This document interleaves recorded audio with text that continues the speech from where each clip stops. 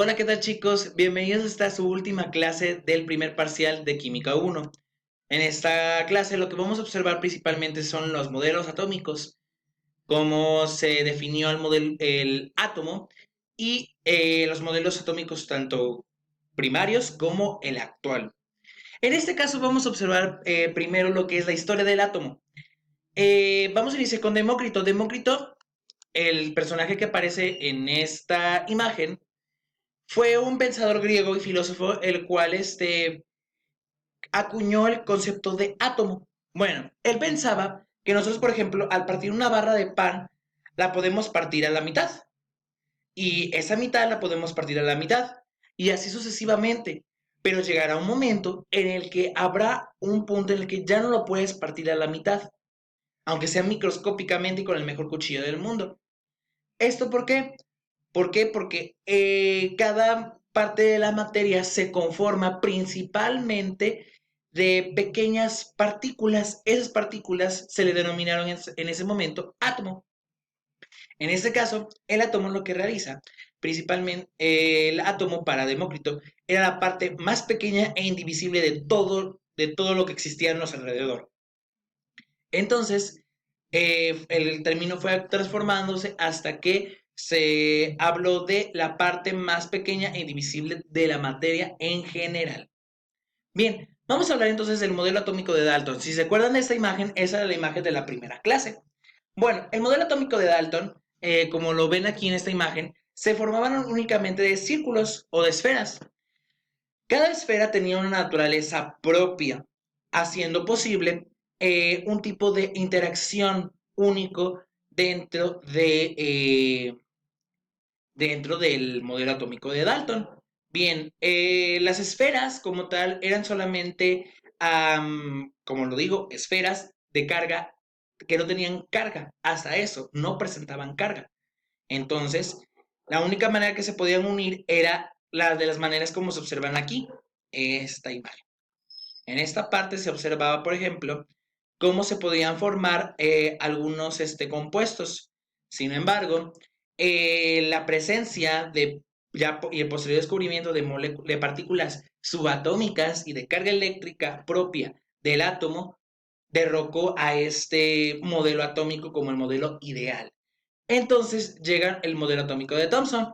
El modelo atómico de Thomson o el modelo atómico del panque de pasas se basa principalmente en que era un núcleo positivo, el cual tenía múltiples incrustaciones de partículas negativas. Esa era su principal característica del modelo, que asemejaba mucho a un panqué con pasas, siendo el panqué el centro positivo y las pasas las partículas negativas. Pero algo muy importante que ocurre con este modelo era altamente inespecífico, puesto que él mencionó varias veces que no había diferencias significativas entre uno y otro átomo, solo en la naturaleza del núcleo, es decir, de esta parte rosada. Entonces lo que terminó por derrocar a este modelo era principalmente que cada núcleo o cada centro no es igual en en cada átomo y que la cantidad de electrones, que son estas partículas, cambia conforme avanzamos en la tabla periódica. De hecho, la tabla periódica fue uno de los ejecutores más importantes de este modelo atómico. Nos pasamos entonces al modelo atómico de Rutherford. En el modelo atómico de Rutherford podemos observar un núcleo, que es cuya naturaleza podía cambiar dependiendo del elemento que estuviésemos hablando, pero que se presentaba también a pequeñas partículas de carga negativa llamadas electrones, las cuales estaban viajando rotando o trasladándose alrededor de ese núcleo, como si fueran planetas. En este caso, él pensaba que esto iba tan rápido que se formaba una nube electrónica alrededor de un pequeño núcleo. Entonces, este pequeño núcleo tenía la capacidad de definir cuál era la naturaleza de la nube eléctrica, y con esta nube eléctrica que se formaba aquí, se interaccionaba con otras. Pero el problema surge en que se parece demasiado al modelo de Dalton, a la manera de cómo se une una con otra. Entonces, la nube eléctrica fue desechada la teoría y casi el modelo atómico de Rutherford. Sin embargo, Rutherford fue maestro de Niels Bohr, que en 1913 hizo su modelo atómico, que es más o menos parecido a esto. En este caso, lo que podemos observar es un núcleo. En el modelo atómico de Bohr, el original, solamente se formaba por partículas de carga positiva, llamadas protones. Entonces, esos protones se conjuntaban o se hacían un núcleo, el cual tenía alrededor una nube eléctrica, igual que en el modelo atómico de Rutherford, pero con diferentes cantidades de electrones capa tras capa.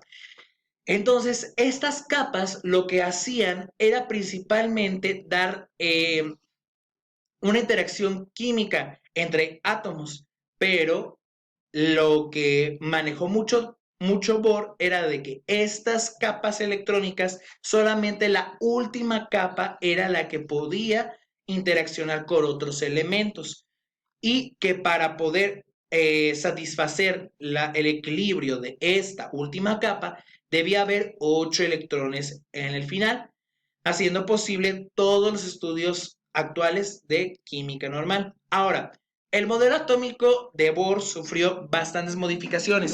Fue el modelo aceptado, pero fue al final de cuentas un modelo que, como el prototipo del modelo atómico actual, puesto que aquí, este es el modelo de Chadwick, este no es el modelo de Bohr, este es el modelo de Chadwick. En el modelo de Chadwick se presenta principalmente la presencia de neutrones, y estos neutrones que están en azul hicieron algo muy importante: el descubrimiento de los isótopos. Los isótopos sirven principalmente para poder generar energía a través de ellos, o en defecto, que como se estuvo estudiando mucho lo que fue el proyecto Manhattan para radiación, los isótopos fueron muy importantes. ¿Por qué? Porque digamos que en nuestro átomo tenemos cantidades iguales de protones y neutrones originalmente. O sea, los átomos estables tienen generalmente, los muy estables tienen cantidades iguales de protones y neutrones. Hasta ahí.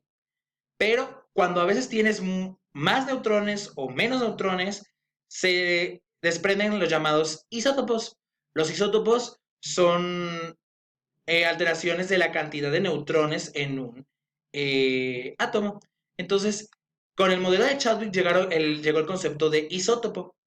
Entonces, esos isótopos se forman principalmente para energía. Y ya más adelante se fueron descubriendo otras partículas subatómicas, como el fotón, que es el que proporciona luz al átomo, y el quark, que es una partícula subatómica que está en completo estudio actualmente para ver cuál es su función como tal en el átomo.